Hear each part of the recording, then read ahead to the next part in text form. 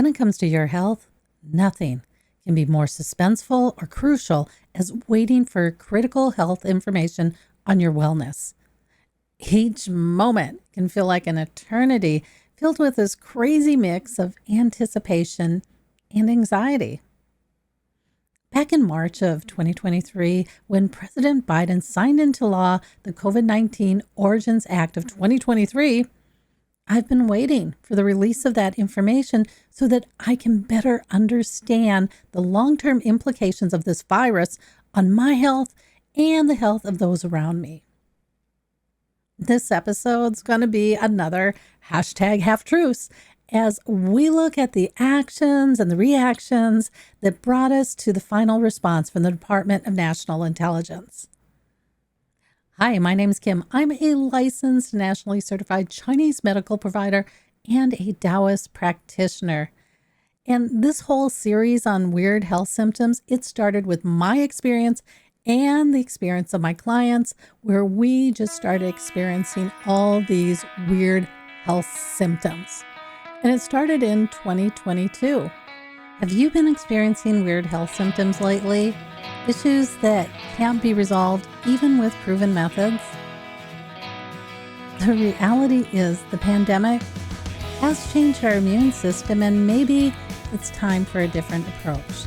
In my members-only area Health Hub, I bridge the gap between current research and holistic methods that you can use to help enhance your well-being.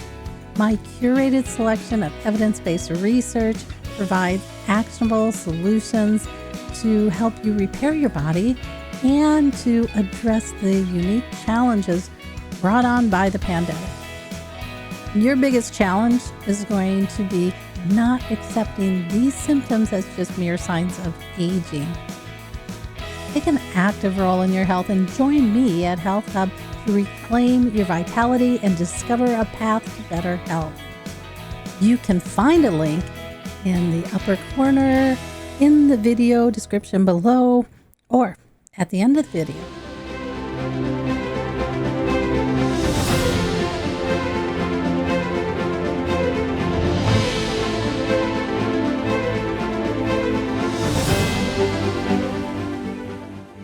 Welcome to another episode of #half-truths, where we examine current news releases and what they say and what they don't say, and how those statements impact us. In March of 2023, President Biden signed into law the Covid-19 Origins Act of 2023, requiring the intelligence community to release and declassify all information concerning the origins of COVID-19.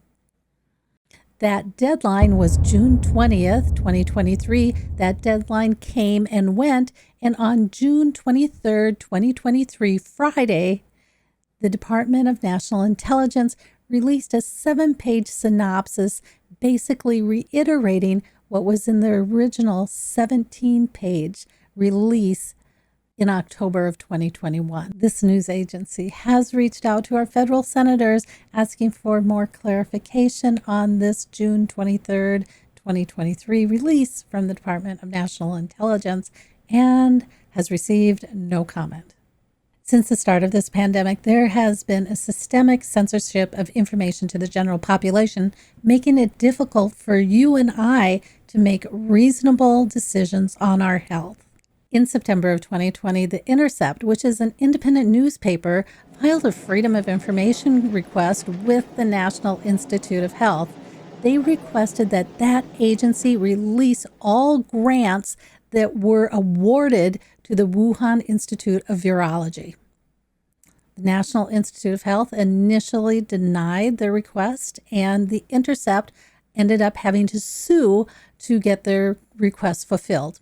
In the initial release of documents from the National Institute of Health, The Intercept was able to identify that the National Institute of Health was funding research that was considered gain of function.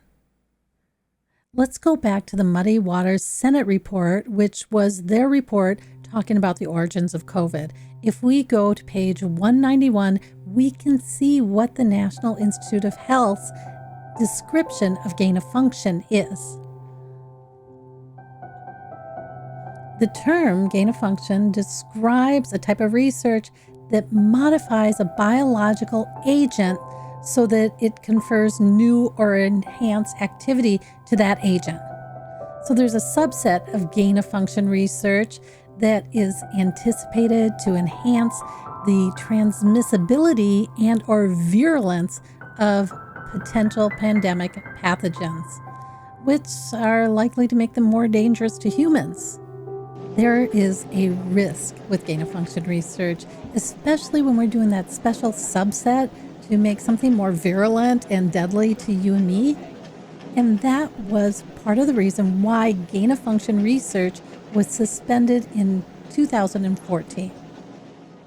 And if we look at that suspension and we go back to the intercept and we go back to the documents on the grant proposals released from the National Institute of Health, we can see that in 2014 and 2015, they were doing things that many scientists would consider gain of function.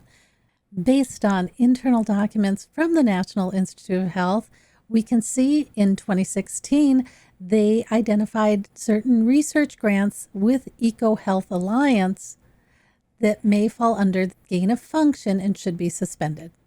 In December of 2021, Judicial Watch filed a Freedom of Information Act to gain more information on this grant that's in question from EcoHealth Alliance. And in March of 2023, the Department of Health and Human Services responded. The documents indicate that over a 5-year period, 2013 to 2018, EcoHealth Alliance was awarded over $3 million under this grant to understand the risk of bat coronavirus emergence. In January of 2020, the pandemic was upon us, and in May of 2020, just 5 months later, the FBI reaches out to the National Institute of Health for information on grants to the Wuhan Institute of Virology, specifically grants with EcoHealth Alliance. If there's one thing that our congresspeople can agree on is they wanted to understand the origins of COVID-19. And that is what prompted them to give unanimous support to the bill that went to the President Biden's desk, Covid-19 Origins of COVID Act of 2023. And they wanted to have the FBI reports released, the Department of Energy reports released. They wanted to understand the credentials of everybody who participated in these reports. They wanted to understand more about the scientists who were sick at the Wuhan Institute of Virology at the beginning of this pandemic. They pretty much wanted to understand everything that our intelligence agencies understood. Well, that's not the level of information that was in that 7-page report. In fact, that 7-page report was just a summary of the 17-page report that was released in October of 2021, which is a lot different than the 300-page report compiled by the Senate for the Muddy Waters report. That leaves you wondering, what information are you not telling me? At the end of the day, the really big concern is the Department of National Intelligence released nothing. Out of all the information that was asked, they really released nothing. And the concern is that everything that we've seen during the pandemic, there has been a lot of Freedom of Information Act requests. And each one of those has been denied or delayed in some way. And each one of those, these organizations that have asked for the information, they have had to sue for it. So if we look at the Public Health and Medical Professionals for Transparency, they had to sue to get the Pfizer documents released from the FDA.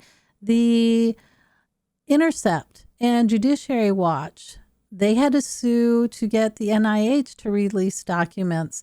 Now we're asking for the Department of National Intelligence to release documents. And again, we're getting stonewalled on that. Now, when these documents were finally released, one of the things that became really apparent is that they weren't being held because of national security interests. They weren't being held because of financial or trade secrets. They were being held because these agencies seem to be involved in behavior that was not beneficial to you and I as citizens of this government. And that's a pretty critical part of this whole discussion. And because currently laws allow organizations, they allow corporations to hide behind the law to hide bad behavior, right?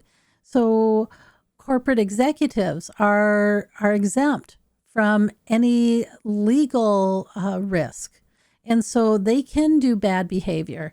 One of the most interesting things that have happened in the last year is when the banks tried to do a run and crash the economy again. And all that they needed to do, all that government needed to do was come back and say, oh, hey, we're going to make a new law.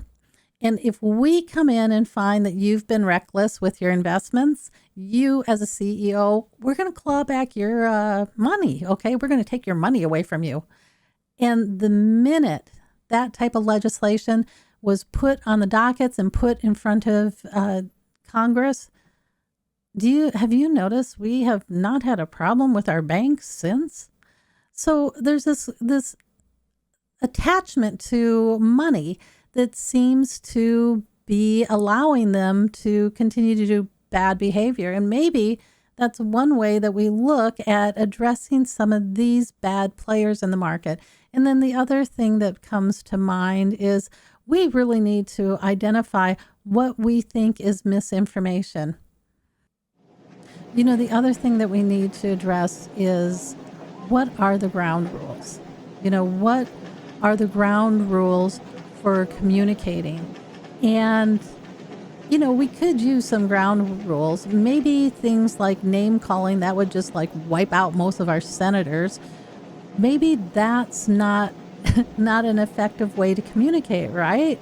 It's almost like you're dealing with children and you remember when they're first learning how to express themselves and you're like, okay, use your words. You can do it. Use your words. I mean, that's almost what I feel like we're doing right now. And so maybe name calling, I mean, that's a super ineffective method of communicating. What it basically says is, I don't know what I'm talking about. So do you mind if I just pull something out of my butt and call you a name? Or maybe racial profiling or identifying or derogatory comments based on differences. Maybe those are things that we don't want to deal with. You know, I just think we need to talk through what the ground rules really are on social media and then go from there. I don't know where this is going to end up, but I do know that I don't want the judiciary making random rules for me that aren't even addressing the full problem. I mean, that they're addressing one side and not the other. It's not going to resolve the problem that we have today. All it's going to do is allow different bad players to continue to do bad things. So there you have it. That's this episode of #HalfTruths.